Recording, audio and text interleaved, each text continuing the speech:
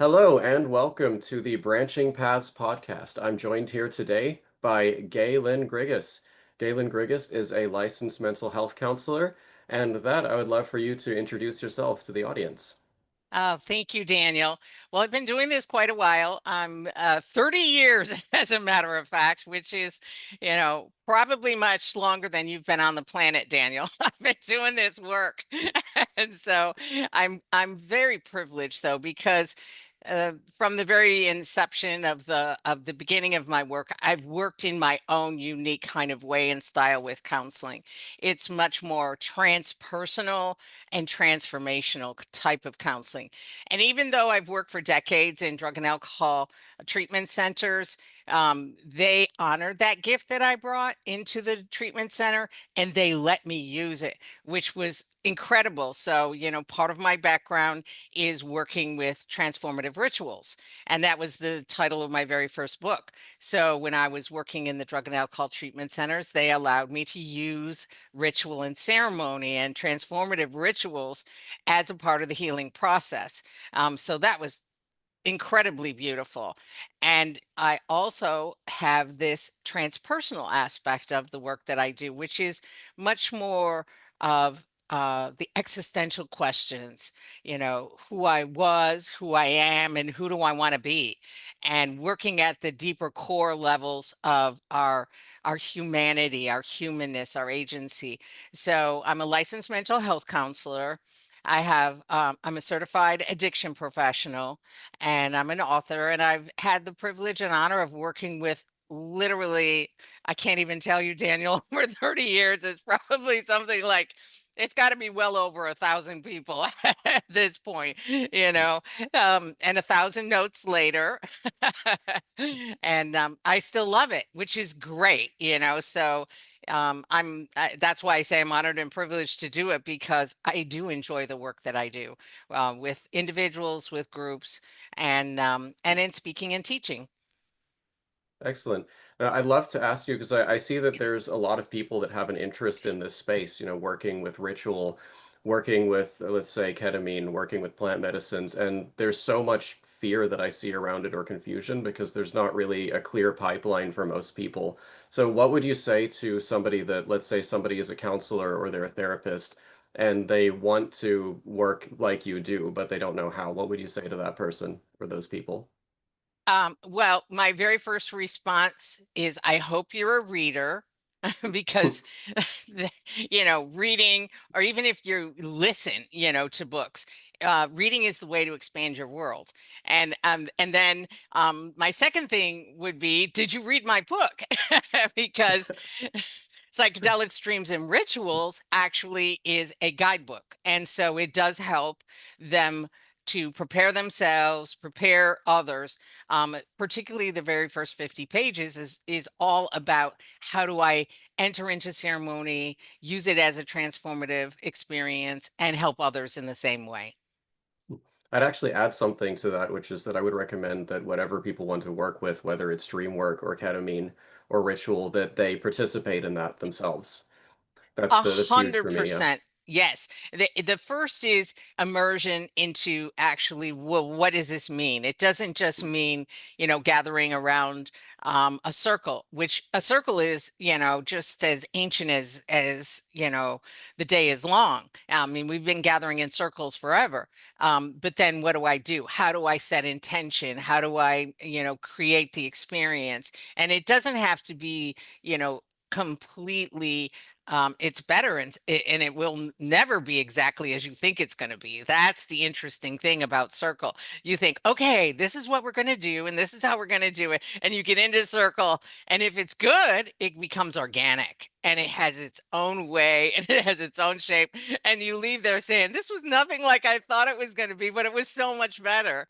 And yes, having the experience to have that experience yourself. So I'm honored to also be able to train, teach, mentor other therapists, other guides and facilitators, because the bottom line is, we have to have more people trained and informed to do this well. Absolutely. No, you touched on something very interesting with your answer there, which is the difference between ritual and just gathering with people. So could you touch on that a little more? What makes something a ritual? The for in my experience, it is intention. So Mm, are we gathering in this circle for the purpose of just, kind of sharing in a time where I'm gathering with community, maybe more recreationally, and I'm not judging this in any way, shape, or form, mm, but some people just gather in circle to get high, and and and sometimes maybe that's just what they need, but that's not the way I'm working in circle, or the intention setting, the knowing that we're coming together for the purpose of enlivening and touching into what's sacred within us and between us. That's a different type of circle. mm. So you're absolutely right. Intention can do some amazing things. So I'd like to shift gears a little bit into dreams, just to showcase a little bit about what intention can do. Now, I've been doing a little bit of dream work lately, and one of the things I've been doing is I've been doing a ritual and setting an intention for my dreams. Now, to my surprise, they have actually been incredibly relevant. They have responded to what I asked. So that's absolutely fascinating, and I would highly recommend that people try this. In your estimation, what is going on there? What is so powerful about intention, or what is the intention doing that it can actually help you answer questions in your dreams? Yes, and in psychedelic dreams and rituals, the dream section actually helps everyone do exactly what you just said. It gives the step-by-step preparation. What do I do? How do I set that intention? There's a delightful, very brief meditation that you can read before you go to bed that helps to kind of invite the dreams to come. And that's the piece right there.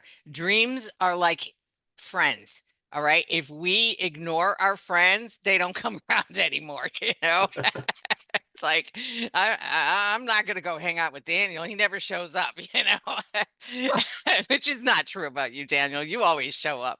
But Thank you.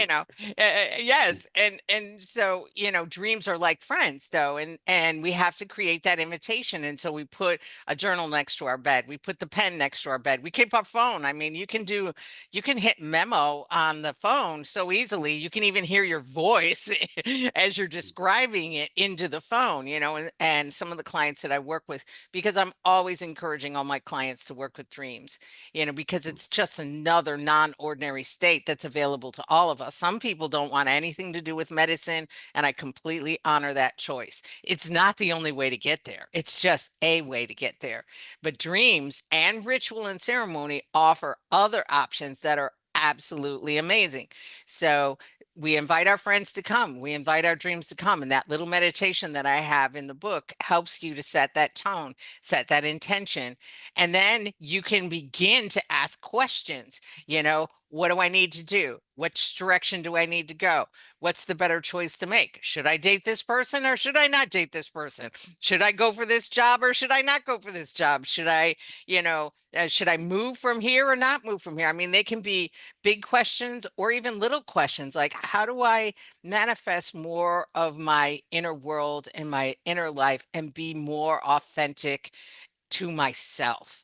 And the dreams will meet us on whatever level we're coming. If we're coming with the big life questions or the small questions or the existential questions on meaning and purpose, the dreams will meet us there. And they're amazing, like you Oh, said. yes, they are.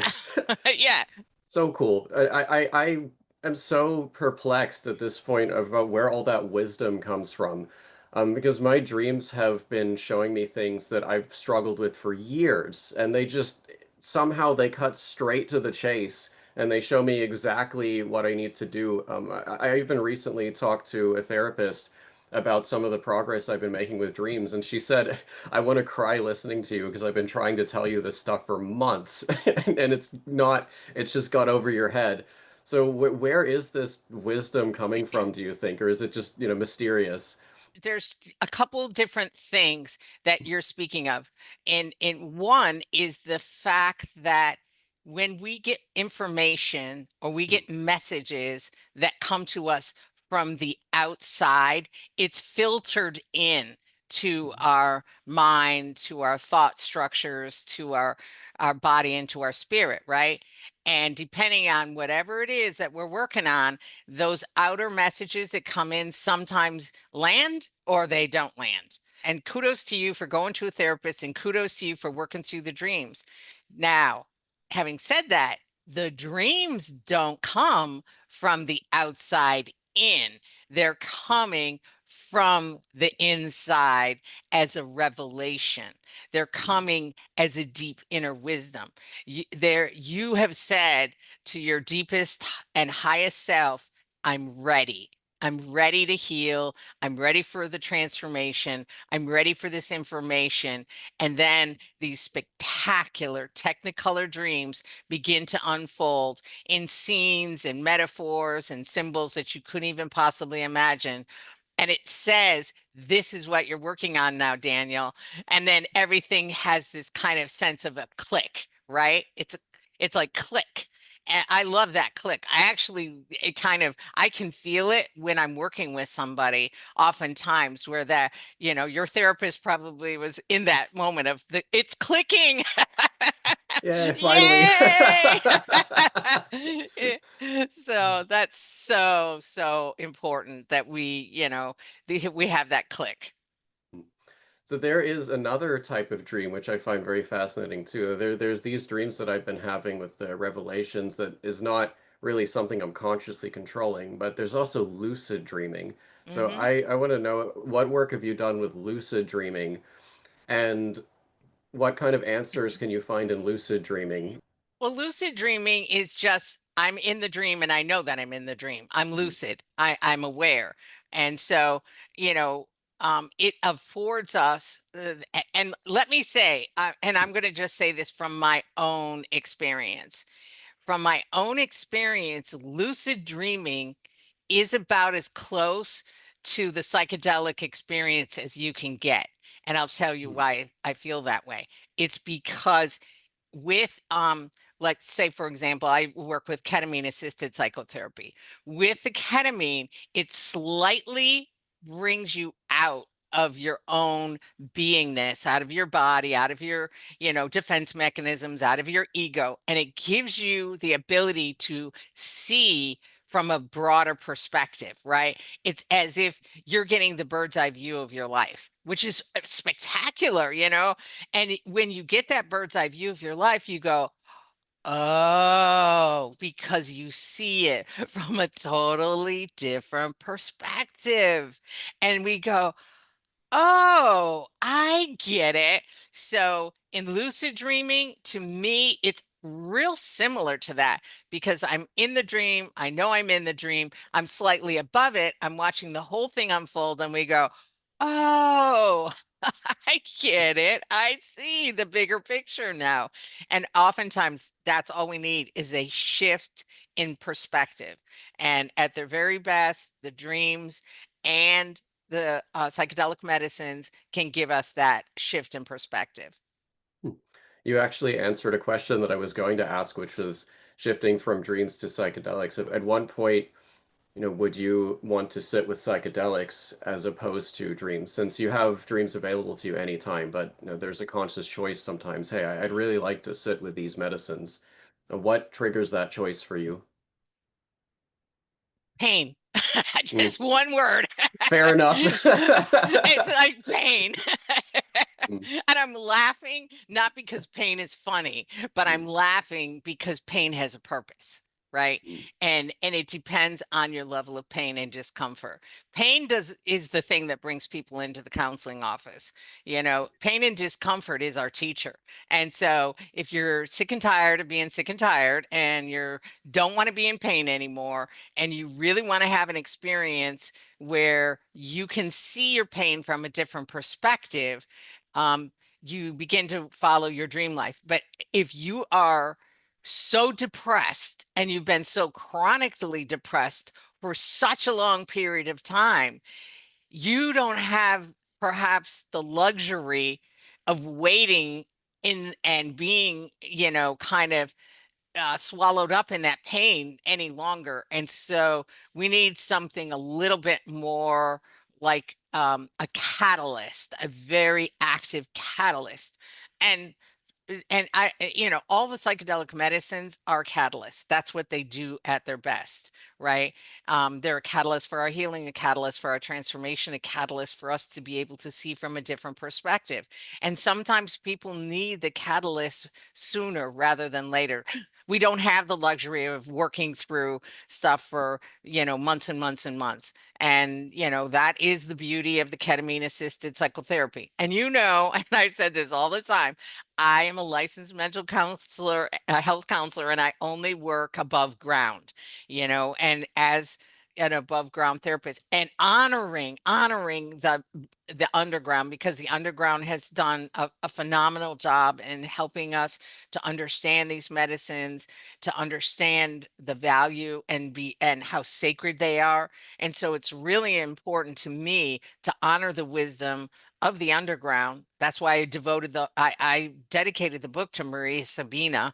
I mean, it couldn't be more. She was, as underground, but as brilliant as you could be, but putting together the mushroom ceremony for healing purposes. And so but I only work above ground. So I'm using ketamine assisted psychotherapy to help people crack open that pain and learn from it.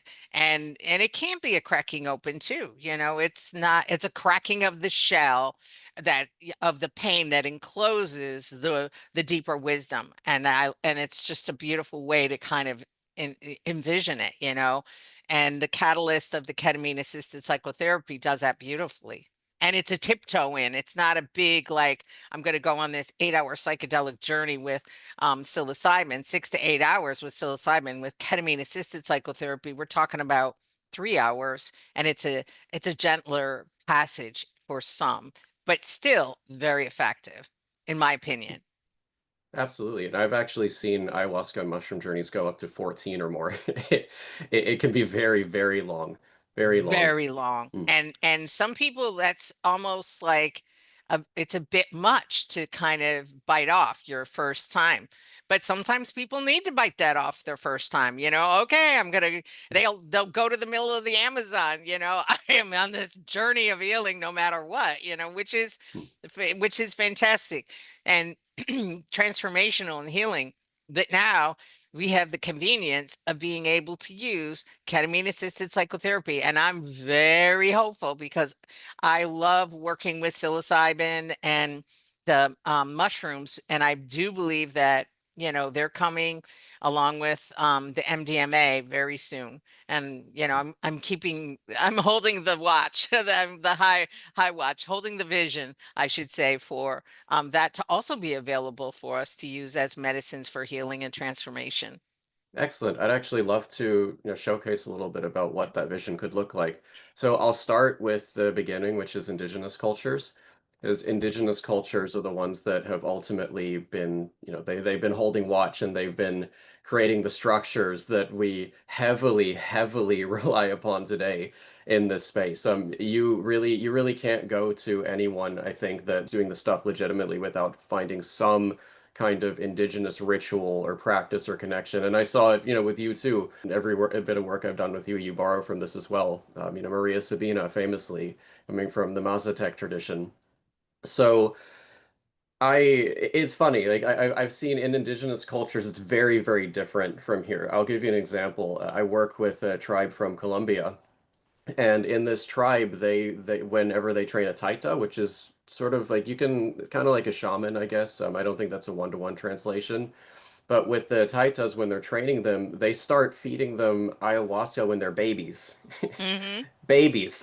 Yes, And yes. it's funny here is that I'm not advocating people feed ayahuasca to babies, just to be clear.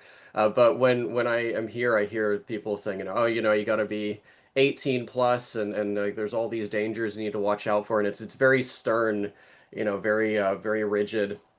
And then the people in the tribe, the people that are being fed ayahuasca as babies, these people are growing up like to be very good people. Now, I will say there's a huge caveat there, which is that they have an entire culture that is built to support this. We don't. So Correct. yeah, so before, before anyone hears that, it's like, oh, cool, hey, I heard this podcast from this guy Daniel, and he's saying we should feed ayahuasca to babies. No, I'm saying that culture has structures in place that allow them to do this. So with that being said, one of the things I love to discuss is what do you think the medicine use could look like in a Western context? Because it's already happening underground. It's starting to come above ground, and I think that people really struggle with what's a safe way to use these medicines. So I think that part of what you're saying is that, um, we're going back in antiquity now. These medicines have been used for thousands of years. Yes. We're just rediscovering, you know, and so the the ancient wisdom, all the way back to Socrates, all right. And a lot of our cultures, interestingly enough, is based on, the Socratic kind of thinking. And Socrates and they would have these rituals and ceremonies together as a community, as an entire community, as they would have, it would be on the level of, if we had a small town that we lived in, all of the town would know on this day, we're going to come together and we're going to have this ritual and ceremony of healing and visioning for our community together. And, it's on it can be on any skill you want. What they did this, the Eleusinian mysteries, that's all that they were, Oh. you know, and then they, what was revealed to them is that they were not just these, fleshy bodies that we're walking around in. They actually tapped into we are spirit made manifest in these bodies. And if we are attuned to that individually and collectively, it heals and uplifts and can transform and guide an entire community. Now, so that was thousands of years ago. Now, at the very same time, indigenous tribes all around the world are doing the same kind of ritual and ceremonies, right? It doesn't matter if you're in, Africa, Asia, South America, in America, these were happening long before it was even called America. So they had ritual and ceremony that would help them to know when to move, where the buffalo were going. Let's just say it's in, America, where, when to move, when the buffalo were, going to be migrating, where they were migrating to. There was ritual and ceremony to even taking the life of a buffalo. It wasn't done just like a random act of violence and we're going to kill this buffalo and we're going to kill all the buffaloes. It was like a sacred ceremony. They were exchanging life for life and they made it a ritual and ceremony. And so all of that was guiding them on this journey. And they used whatever they used, depending on the tribes. It could have been peyote or tobacco, or, they could have used any kind of plants that had that kind of impact. But understand that it was used in a way to inform and to keep the tribe safe, or to enlighten the tribe, inform and inspire and guide and direct and protect the people. This, I think, is actually the piece that much of the West is missing. And I definitely, like, I'm really, really happy that we're touching on this. So what I mean by that is I wrote a little piece once about the spiritual aspect of plant medicine. So I wrote about the scientific, what's happening with the neurons and all that. And the spiritual, for the spiritual, I wrote an analogy that if you look at a beautiful painting, and you just see, the paint and the atoms of the paint, and you just see like, oh, it's got a wood frame and it's this type of canvas. You miss the totality. There's a feeling that comes in from the painting, and that's also very real. So when I've looked at I've read a little bit of Nietzsche, and I also read this book called Oswald Spengler called The Decline of the West. These are both books written in the, they were written around the 1800s, early 1900s.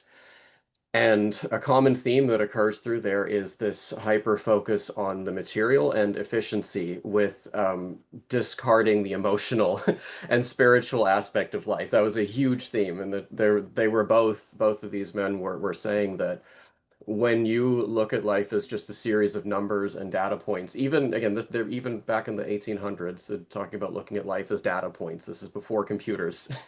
When you look at it at just a bunch of numbers and data points, you miss that, hey, life is meant to be lived. You're meant to feel. You're meant to have joy. I have my own personal beliefs when it comes to religion and spirituality, but I've seen that a lot of people really struggle with that, and I think this is the bridge, is the experience. That's the key word, experience, and allowing yourself to feel. um Yes, mm, at the very best, what dreams and ritual and ceremony and the psychedelic medicines can do is help us to embody the best of our humanity, which at the mm, core is our heart, our spirit, and our mind working in this flow, right? And what's happened is we have gotten out of flow and we have suffered a lot as a result of that. And when we get out of flow, when we're not in touch with our heart anymore, when we're not in touch with our spirit anymore, when our mind is just filled with fear and doubt and angst and anger and frustration, we're not in flow. And so the crisis of the time is, how do we get back in tune with flow, with the divine, with our heart center, and with a mind that can sort through, all of these other distractions, because we are driven to distraction today. There is a competition for our eyeballs every moment, every second, you know, something kind of distracting us from ourselves and from each other and from life. And then we go into drift and we lose ourselves and we lose each other's and we lose love and connection and spirit. mm.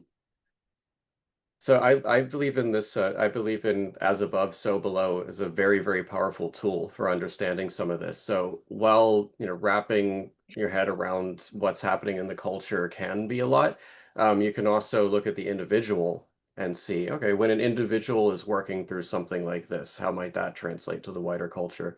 So let's say that if an individual, and I'm sure that you've worked with many people that have experienced this, they're experiencing that disconnection that we've just talked about on a personal level. What does working through that look like for a typical individual? They're disconnected spiritually and not allowing themselves to feel emotions, all this. So what that looks like, and that's a very big question. That is the healing journey in and Yep. of itself. That's it. So what that looks like is very unique to each person. So I can't, give like, oh, it's 1, 2, 3 or ABC. Every person comes in with their own unique set of who they are and what is potentially holding them back. But I can describe it in this way, and I think this will resonate with the listeners.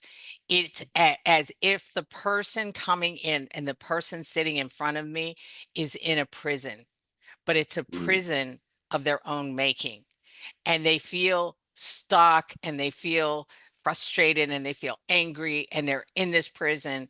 And the real frustration is the only person who can let them out of the prison is themselves. And they have the key in their hand. So at the very best, my job, and I love it, I love to be able to help in this healing of the inner self.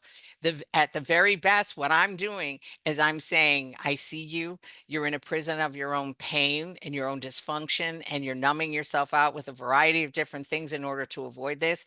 But the only way for you to get out of this prison is for you to use the keys, and they're in your hand. And I'm going to hold the flashlight here, and I'm going to show you where the keys are, and I'm going to help you get the right key. And many times, and you may or may have heard this term, psychedelics are referred to as skeleton keys. I don't know if you've ever heard that before, but it's a great term.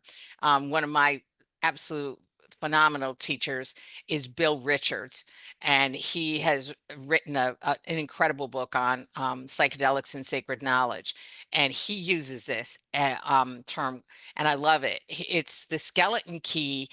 The psychedelics can be the skeleton key to help them open up that lock that imprisons them, and they release. And here's what we're going to release, and we all have it within us. We release the inner splendor. You see how this works?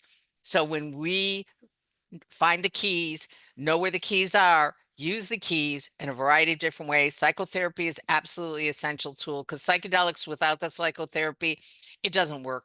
I'm sorry. I mean, people may have these breakthroughs, but they don't even know how to land it. It's like, you got behind the 747 and you're flying the plane, but you're like, I don't know how to fly this plane. So we need to be able to have the pre session work to prepare for, you're going to fly the plane now, okay? And I know I'm mixing metaphors, but we'll get there. And then how to land the plane and really use the whole experience so that you can release yourself from your own inner prison. And the skeleton keys, the keys to getting out, are your keys in your hand, in your heart, in your mind, in your own beingness. That's always been there. They always will be there. And it's my opportunity and your opportunity to discover how to release ourselves and release the inner splendor. That's a perfect segue into your work as a therapist. So this is something that I did want to touch on at some point in this interview, which is psychedelics by itself. Yeah, you could have these grand visions, but you need to integrate and also prepare for it. So how do you work with people to help them prepare and integrate their experience? Again, you have to be a reader and a writer to a certain degree, because there's no shortcuts here. There's Mm. no spiritual bypass. There's no, get out of jail free card. Sorry. you know, and that's the good news and the bad news. And so some people are looking for the shortcut, the spiritual bypass, the get out of jail free card. And it doesn't work very well. So when they come to meet with me, they're going to be doing some homework. They're going to be doing some reading. And again, in psychedelic streams and rituals, there's written prompts that help them work exactly as they need to through each and every question, to take them on the inner journey to help them know themselves and release themselves from their own prison. And that's the journey that we all have to take. And nobody can take your inner journey for you. That's called codependency. No, you fix me, you make me happy. I'm going to hang all of my, self-worth and self-esteem and, my longings and desires on you. And if you do what I'm wanting you to do, then I'll be better. I mean, that is just, how many times do you have to take that ride? And no, I'm not going to take that. It's Hopefully a no more than once. oh no, I'm telling you, people go back. It's a I roller know. coaster, and they buy the Yeah. ticket again and again and again. And I say, don't buy the ticket. We're not going to buy that ticket anymore. Mm. I've seen it. I know I've had experiences where I've so badly wanted to help someone, and I know that I just can't. The one instance that I remember is after a ceremony, someone was really really struggling, and they were in a loop, right? So they're they didn't learn the lesson. They're in a loop. So I gave them a question to have them reflect inwards, and this is really really important. So I hope people understand. You have to reflect inwards here. And what was happening is that I asked a personal question. So I asked him to ask himself, "Who am I?" Answer this. And he asked every single person, every single person in that Yes. ceremony except himself, "Who am I? You tell me. You tell me. Yes. Tell That's a me." perfect example. Yep. Excellent example. Mm. So it was and eventually once it finally stopped and he finally said, "Okay, I've asked everyone, like, oh man, they're being so mean, they're not answering my question." Then he finally sat down and he really sat with it for a while. And boy, the stuff just started coming out. And then that gets into the privacy part, so I will not share the stuff that came out, but Hmm. I wanted to share that story just to give an example. Like this is kind of how this is how the loop goes. But once you sit, and it's scary. It's Yeah. scary because once you get out of the loop, that's when the tears start flowing. That's when you start, looking back and going, "Oh, Hmm. oh, wait, I was the toxic person here. I Hmm. destroyed this relationship. Hmm. I caused this opportunity to collapse." That hurts. That Yeah. hurts. Yeah. Yeah. But that's the only way that we then learn to take our power back and Mhm. then become empowered from a different place within ourselves. It's not who do you think I am?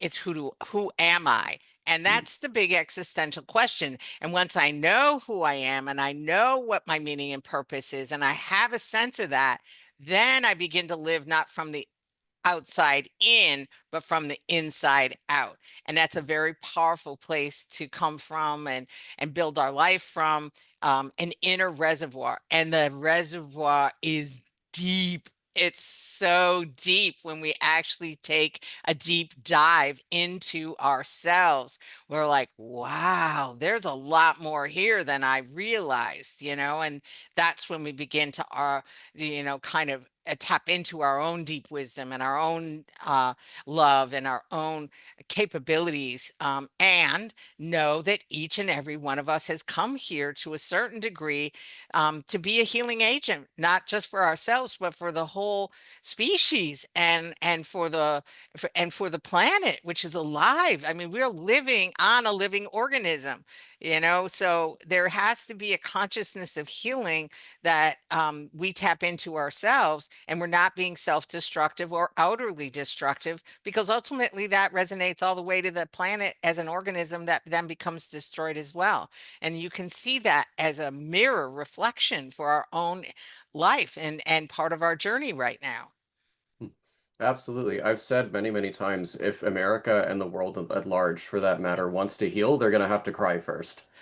Yes. They're gonna have Yes. to, yep, gonna have to acknowledge, and I do believe that's a large part of why it's so difficult, to get to a place of peace because people don't want to acknowledge the people don't want to sit with the hurt. They'd rather do anything to try and manage or control the situation than just sit down and recognize all of this stuff that we've talked about. And this is again another example of as above, so below.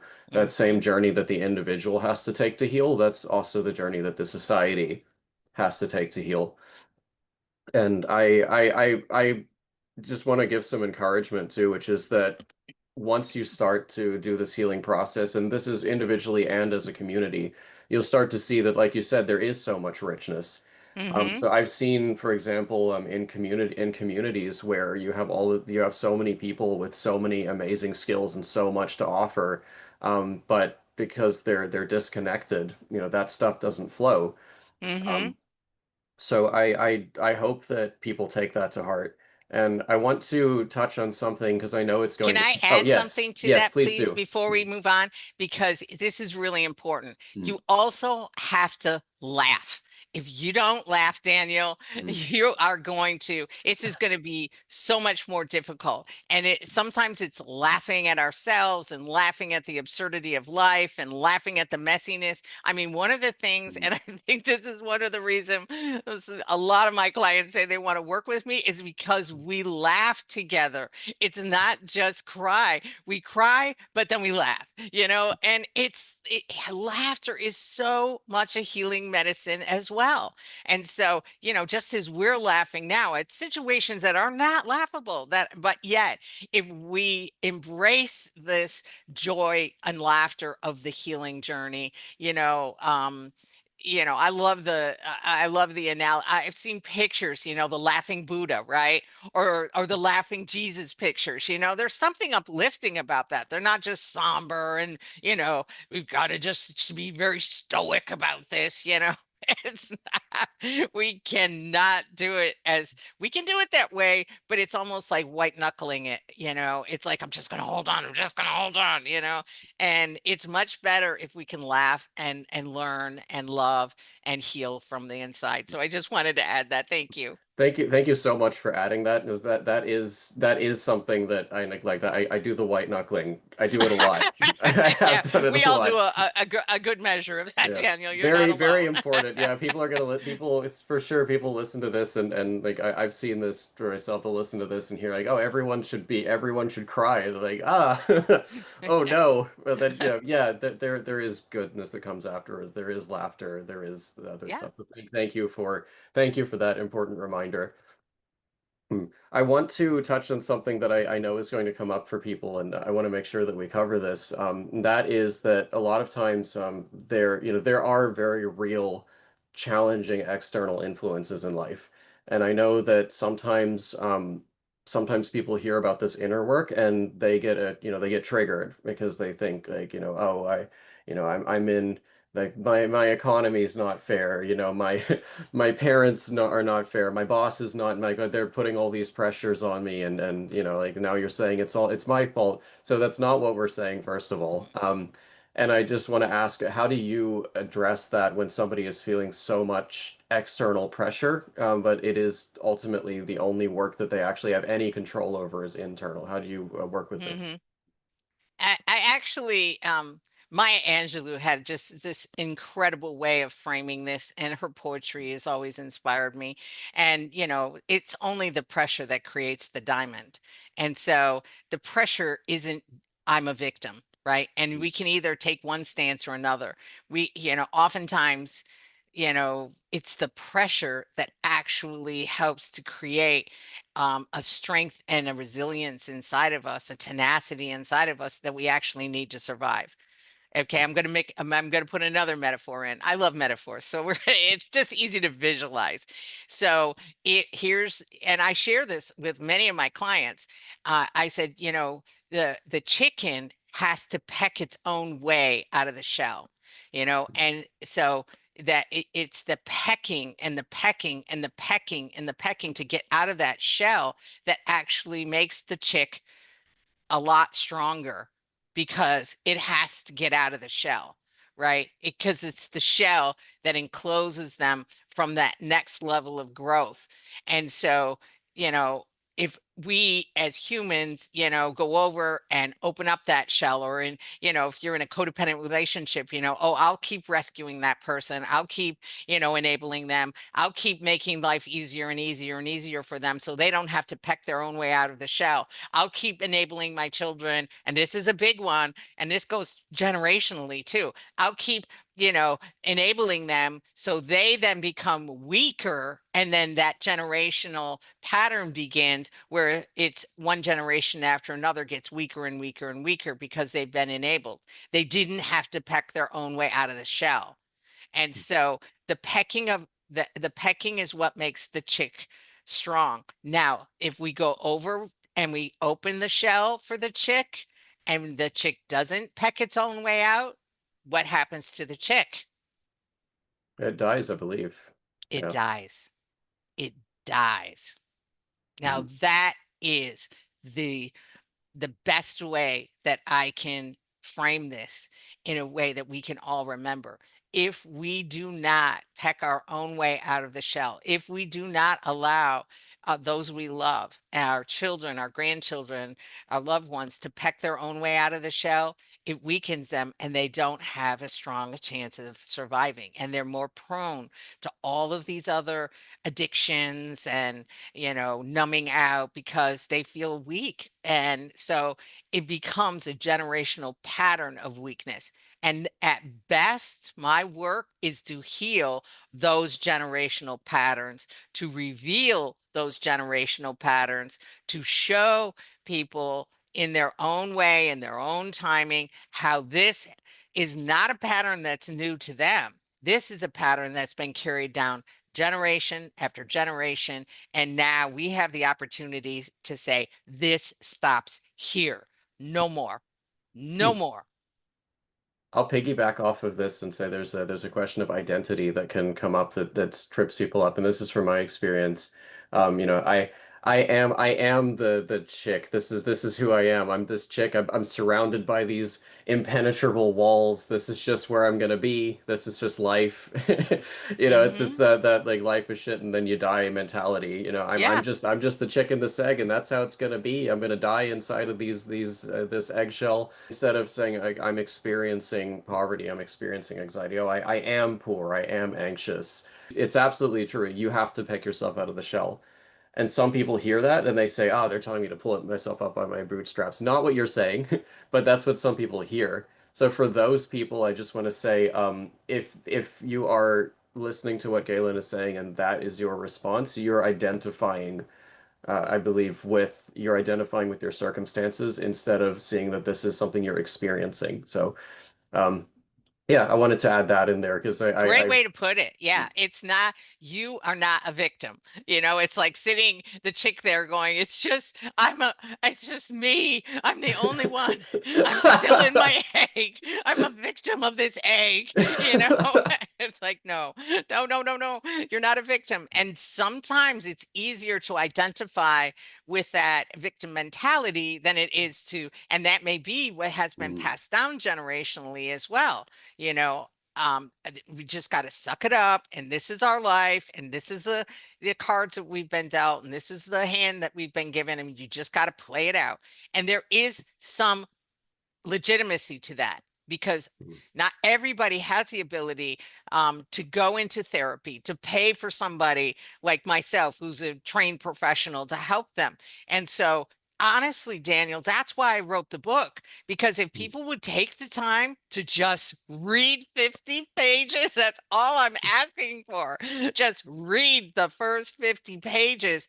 They will get so much out of that, and write the answers to the prompts that are in there, because it asks the questions, just like you said, who am I? And where have I been? Who am I now? And where am I going in my life? And if I can get into the grounding of my own being, I can begin to explore and peck my own way out of my shell. And then all of a sudden, and it happens this way so many times too. It's so beautiful. Individually, collectively, together, they have the breakthrough, and it's like the shell broke open. And for the first time, they're like, oh, I'm not just meant to be in this little egg for my whole life. Oh, there's a whole nother world, a whole nother dimension out here. This is amazing, you know? And so it will happen if you're just willing to peck and read 50 pages and, do some journaling. It will happen. I think that's actually a perfect place to wrap this up. So would you mind showing your book? I saw that you had it on Oh, your sure, desk. sure, sure. Right. Yes. Psychedelics, Dreams and Rituals. And the book is available on Amazon, and it is on audio as well. So if you're like, oh, I can't read 50 pages, yes, you can, or it can be read to you. We're making this as easy as possible, my friends. You know? So, and just write your answers to those questions, take your inner journey, and then find groups, because Daniel, there's so many groups that are free. It can't be, I don't have the money. That's lame. I'm sorry. Everybody has the potential to go to. I don't care if it's an adult children of alcoholics and dysfunctional families. If you find that's where you're going, that's where you came from, and that's part of your history, there's meetings going on every day. You can also go to online meetings. You don't even have to leave the comfort of your own home. You don't have to leave your computer screen. You can go. And I often refer to people to, there's so many, but intherooms.com.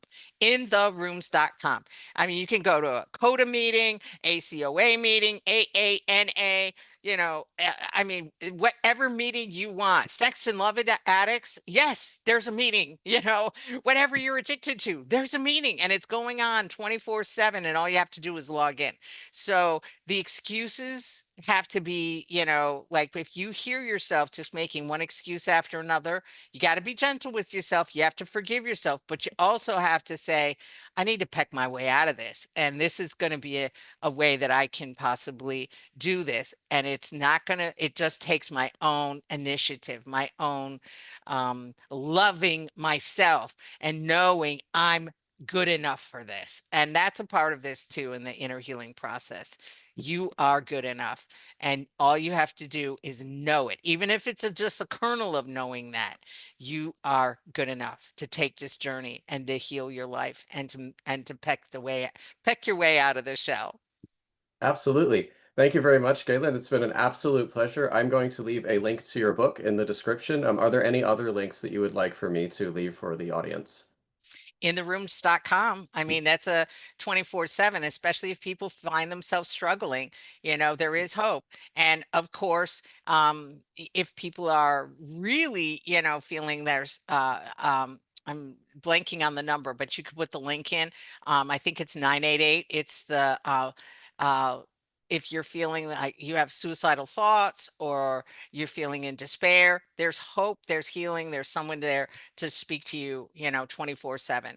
And there's also, if you're having a rough psychedelic experience, Zendo Project has other links that we can also embed into this to help you to kind of understand your own, to work through some of that as well. So those would be good links for us to offer to our friends as well. Thank you, Excellent. Daniel. Thank you. I run an integration call every Tuesday as well, so I'll go ahead and put that link in there as well. So lots of Beautiful. tons of free resources for you all from this. So I thank you very much, and I hope Oh, that. I do Oh, have one yes, more thing. yes, one more If thing. you could put my website in there, because people are going to go, well, how can I get in touch with Gay Lynn? Mm. Just go to gaylyn.net. Super easy, gaylyn.net. And all the information that I'm sharing with you and meditations and blogs and all kinds of good stuff is available there as well, and how to reach me.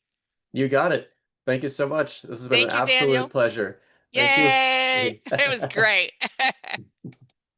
Hello, everyone. I hope that you've enjoyed this interview with Gay Lynn Grigas. If you found it interesting and you have any questions, then feel free to reach out. There will be a link in the description, and you can ask us anything. Anything. We're here to be available to help you in your healing journey and your transformation.